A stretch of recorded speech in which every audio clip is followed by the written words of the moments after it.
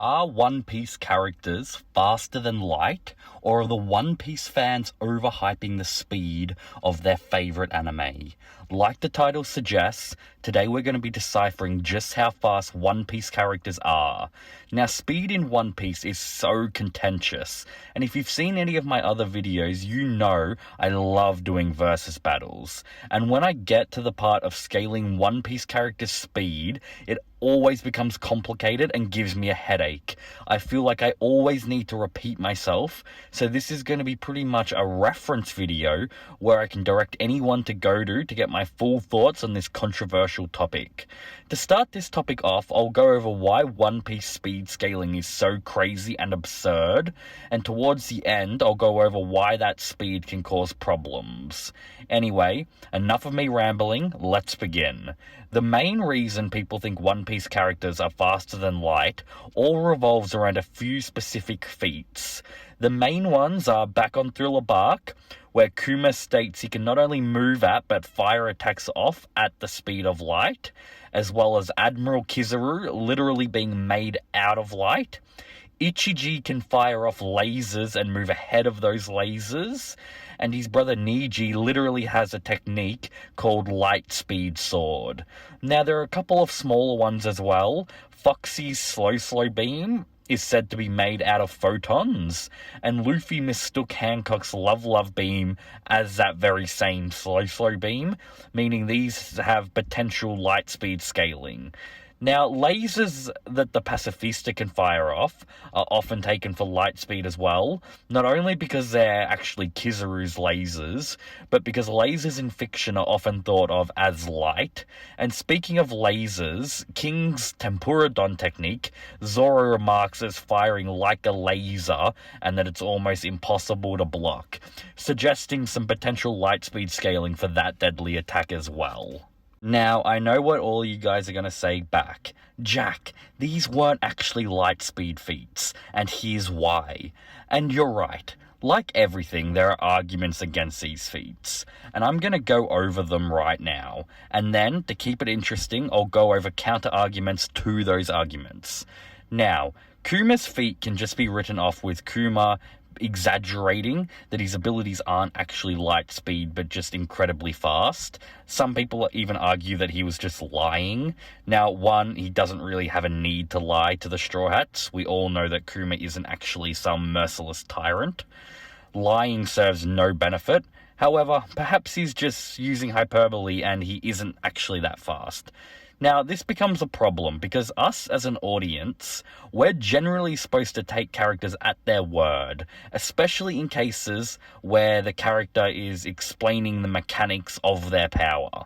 If we say that this isn't true, then we need to look at every other single ability in One Piece and analyze its actual true capabilities. Kuma's statement is also backed up by the other light speed feats in this series, so it's not just a one-off. And speaking of those other characters, let's look at Kizaru. People say that despite his devil fruit, he isn't actually reaching light speeds. Now, to me, this just comes down to personal preference. I like to believe that Kizaru can actually move at light speed, and honestly, he's actually probably faster anyway. For me, the argument of Kizaru comes just from people who don't believe in light speed scaling for One Piece, which is totally fair, I get that. But that argument gets a bit weak when there are so many examples of it. Now, I know people love to debate whether or not lasers are moving at light speed, and that's the main argument they have for Ichiji. However, just ignoring normal lasers for a minute, Ichiji's lasers obviously don't look like traditional ones. They're almost rainbow-like and what I would call illuminating. So I would definitely call it a light speed attack, and it gives Ichiji faster than light speed because he outpaces these lasers. Now, his brother's Niji's light sword falls into the same park as Kuma about people claiming that Niji is just being flashy and it's not that fast. Now, the slow beam, and by extension, the love beam, is much more of an argument. The main reason is because Foxy is generally a pretty weak character. So Foxy having a speed of light technique is pretty crazy. The slow being light speed is one of the biggest outliners in why this type of speed scaling in One Piece can be a problem.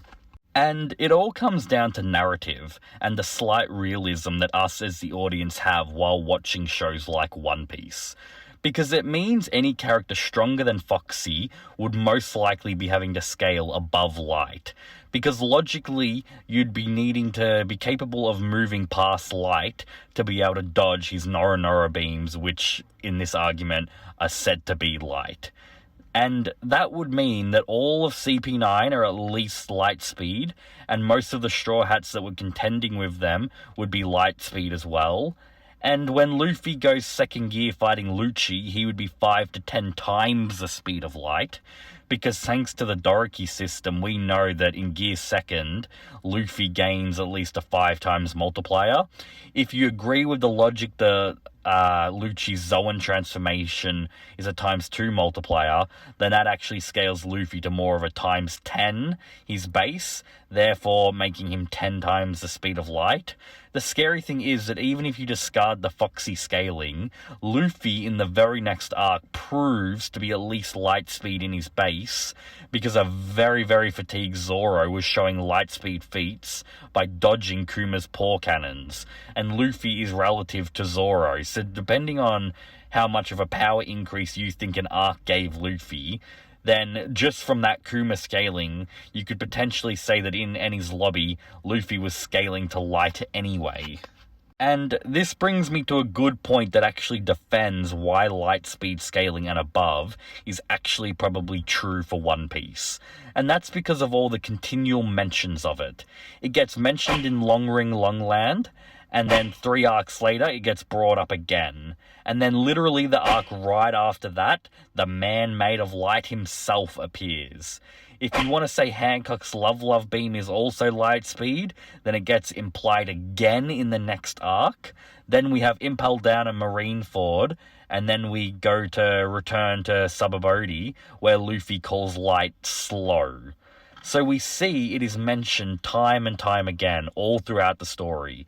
Luffy calling light slow, though, brings up a good point that I should touch on, and it's that people say because characters know observation haki, which is a precog ability, that the feats aren't light speed combat feats, which I very much disagree with, because like we see in the example of Luffy and the Pacifista, Luffy doesn't sense the attack coming and then dodge. He senses it coming and then dodges once the lasers had already been fired. Meaning, if you scale Pacifista Blast at light speed, then Luffy is definitely showing faster than light speeds here, as he claims they're slow. So he's not just moving a little bit past light, it kind of implies that he's basically shitting on it a little bit. Which is crazy to think about. Now, I won't get carried away and going into any more arguments supporting it. Let's talk about the reasoning why I dislike this type of scaling. And it's all to do with the slight realism that all of us go into in shows like this. We were just talking about Luffy in his base calling light slow, just after the time skip. Meaning, currently in the story, he should be monstrously faster than light, by a whole fucking lot. Because as the story unfolds and he gains new power-ups and forms, his strength rises dramatically. The type of speed that this suggests just doesn't really work in a story like One Piece. Yes, it's a little bit on the wacky side, but it's not getting into Dragon Ball levels. The cast of One Piece aren't planet busters or solar system destroyers. Only a very select few characters could even be considered continent level, in my opinion, and that's with Wank. Yet, despite that, they're performing massively faster than light feats. It just doesn't make too much sense. Now, this isn't so much of a problem in just straight One Piece versus battles. In scenarios like that, I'm happy to consider these characters as fast as you want to.